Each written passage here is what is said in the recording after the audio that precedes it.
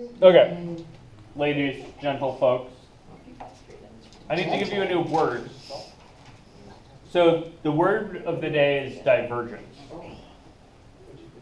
So I'm really just giving you a definition.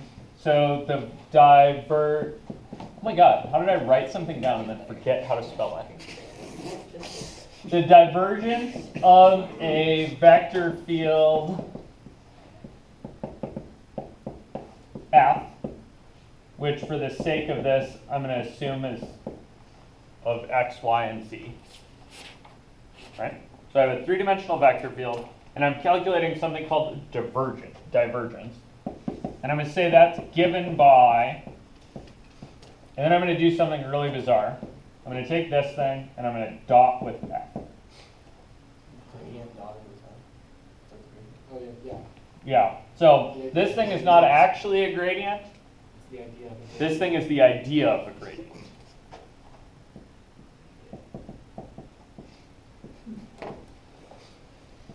We're working with gravity again. Partial x, partial y, partial z, all in one goal. Yep, cool. So that would be, right, the partial with respect to x, comma, the partial with respect to y, comma, the partial with respect to z, dotted with, well, whatever your vector field f is, right?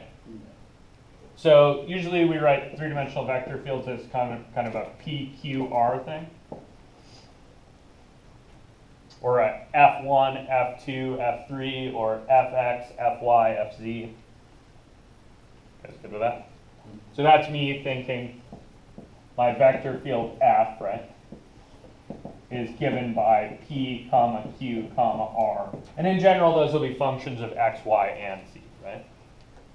Yeah. You guys cool with us? So I may as well toss the other ones in here too. So that this idea of a gradient thing gets used in three different calculations. It gets used in divergences of vector fields, where you dot product.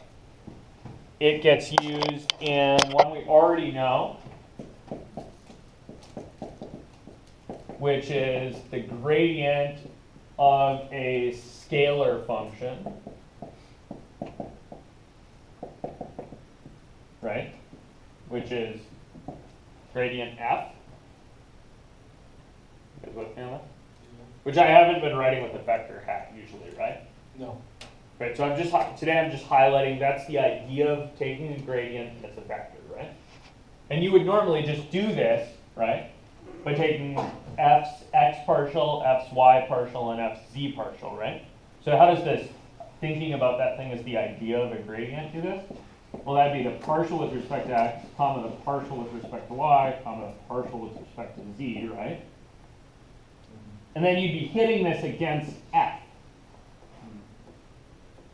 Yeah, so it ends up being f dx, f dy, f dz. You guys see that? And then how are you getting that in there? It's a scalar, so you. Yeah, so you this just is multiply scalar something. multiplication, right? You guys all with me on that? So in kind of a dot product land, I get divergence. In a scalar multiplication land, I get the gradient. And then you remember what the other one was?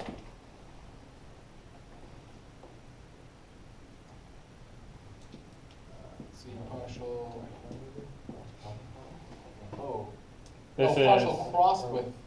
yeah, if you take the gradient cross with a vector field, you get the, say that louder, curl.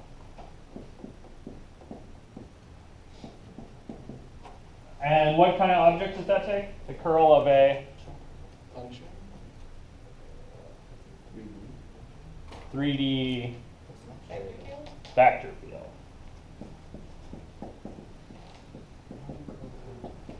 Right, remember, categorically, right, a cross product takes two vectors and outputs another vector. You guys see that? Okay, so these are the three things that idea of a gradient gets used for. Gets used to calculate divergences, where you dot product with a vector field. Gets used to calculate gradients, where you just scalar multiply. And then it also gets used to calculate curls, where you cross product with a vector field. You guys cool with us? So today we're gonna talk about the divergence